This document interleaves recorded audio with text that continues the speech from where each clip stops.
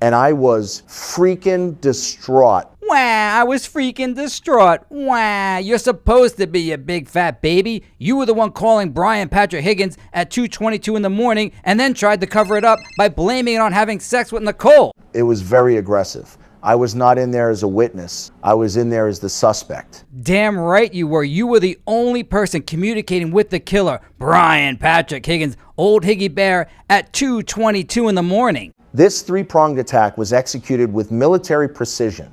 And at the sacred gala where all the intimidated witnesses gathered, they were all so scared that they can barely give the middle finger, as Peg O'Keefe is doing here, to the camera multiple times throughout the night. And I was freaking distraught. Inside the campaign that acquitted Karen Reed, written by me, Gretchen Voss. For 3 years, the witnesses in the Karen Reed murder trial were harassed at their jobs, their homes, their children's sports games.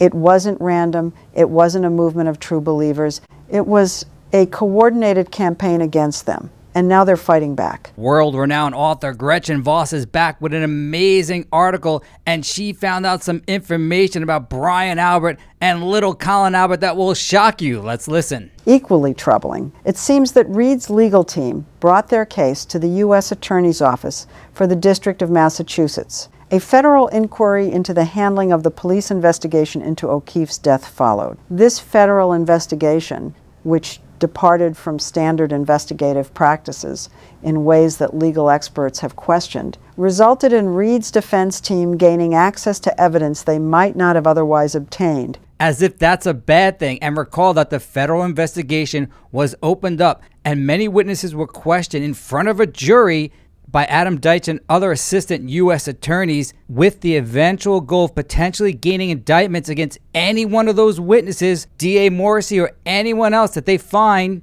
violated some form of federal law. Including Lead State Police investigator Michael Proctor's personal text messages. Despite the federal government not being able to indict any one of the witnesses for any federal crimes, we were able to get our hands on Michael Proctor's text messages, and they probably led to Karen Reed's acquittal. The federal investigation ultimately went nowhere, but its mere existence lent legitimacy to Carney's accusations, gave much of the public the impression that the witnesses might be perpetrators of the crime, and quite possibly affected the outcome of the trial itself. Meanwhile, instead of protecting witnesses to a crime, the feds left them hanging out to dry, as the harassment fueled by public knowledge of the federal investigation itself continued to upend their lives. How the hell are these witnesses ever going to claim that the Free Karen Reed crowd intimidated them in any way? Take a look at this crowd. It's mainly made up of women, grandpas, and one black guy that's less intimidating than Urkel at a spelling bee. 5 minutes down the road from the Norfolk County DA's office, more than 400 supporters of the witnesses in John O'Keefe's murder investigation gathered on a March evening to raise money to defend themselves against Reed's lawsuit. Long tables flanking the ballroom were loaded with merch for sale. There was a silent auction featuring donated Red Sox tickets and Loon Mountain getaways. Designer upholstered throw pillows, starting at a value of more than $600, had been donated by Natalie Wyweek, the former Red Kearney intermediary, who flew in from California to show her support that night. Inside, the crowd, which had grown too large for the dozens of round tables draped in white cloth, rose for a standing ovation for Peg O'Keefe, who was there with her son Paul to support the witnesses. And at the sacred gala where all the intimidated witnesses gathered, they were all so scared that they can barely give the middle finger, as Peg O'Keefe is doing here, to the camera multiple times throughout the night. And how could we forget Paul O'Keefe, brother of John O'Keefe, mentioned in this article? He was so intimidated he can barely have his affair with an unknown woman while he was married and testifying at trial number 1. Brian Albert, too, Yes. was met with thunderous applause as he took to the microphone. This three-pronged attack was executed with military precision.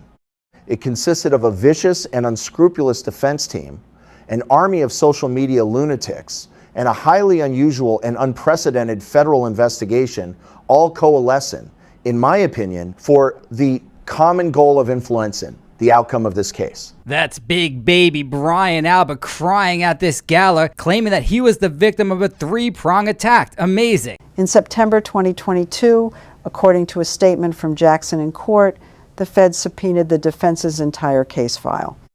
Morrissey says his office reached out to Levy multiple times, offering to share the state's evidence from their investigation.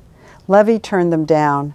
Yeah, no thank you, Meatball Morrissey. Since we're investigating your office, we don't need your help. Instead, Levy called the witnesses before a grand jury. When you have the leverage that the feds have, sometimes you want to put pressure on. You drag people into the grand jury.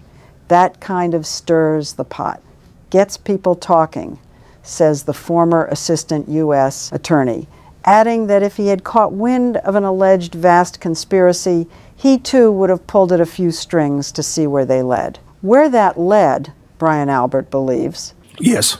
was to the witnesses being treated as suspects. Albert, who was a sergeant, detective, and commander of the Boston Police Department's fugitive unit, who helped catch the Craigslist killer, and who earned honors for bravery and valor, was also called to testify before the federal grand jury. It was very aggressive. I was not in there as a witness. I was in there as the suspect. Damn right you were. You were the only person communicating with the killer, Brian Patrick Higgins, Old Higgy Bear, at 2:22 in the morning.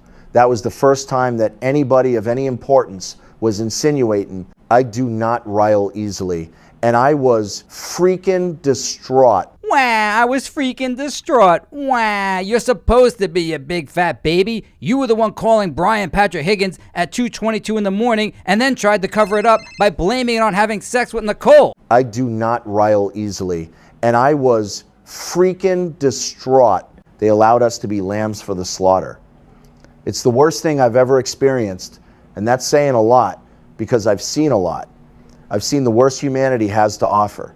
So let me get this straight. You claim that you're intimidated by Turtle Boy, who's 5'0", weighs 100 and nothing pounds, and is loyal supporters of beautiful women, old grandpas, and that one black guy. And collectively, that's the worst you've ever seen in your life, knowing that you've seen multiple dead bodies, including women and children, dying right in front of you. Just as with his nephew Colin, Brian says the U.S. Attorney's Office appeared to take much of their information from Reed's defense team through Kearney's blogs and social media posts.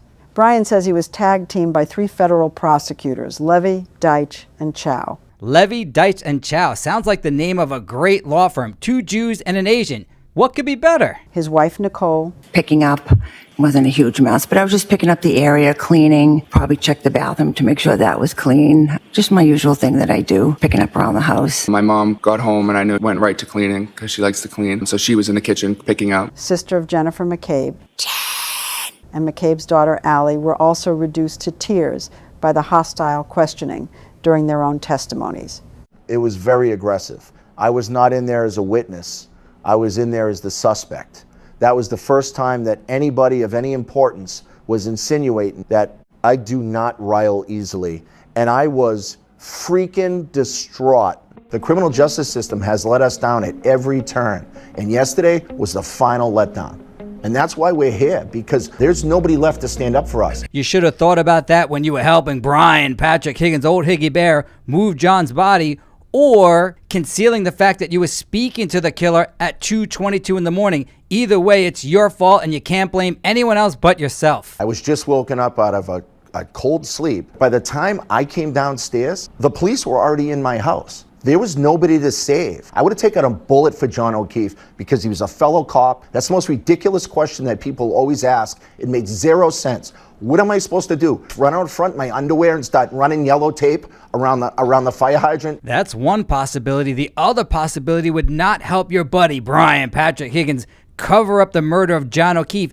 If you did that, I'm not 100% certain, but it looks very suspect that you were speaking to the killer at 2:22 in the morning and failed to disclose that to the troopers that were investigating the death. There are so many more revelations in this article, and we will cover them in the next video, but no matter what, we will never, ever stop producing these videos until the real killer, Brian Higgins, is brought to justice. This crime was very simple to solve because it took place within a very small area over a very short period of time with a very limited amount of suspects. One or more of these 10 people has to be the killer of John O'Keefe. That's how easy this is. Once you remove the kids and the McCabes, you're down to just 3 suspects: Brian Albert, Higgy Bear, and Chloe. Since Chloe's a good dog, she didn't do it.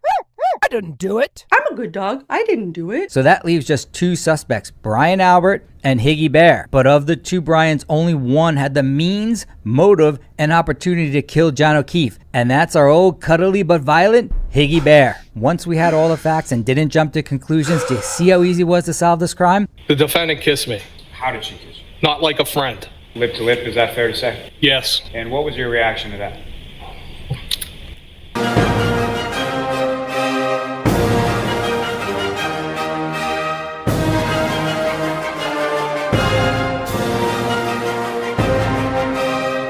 I was taken back.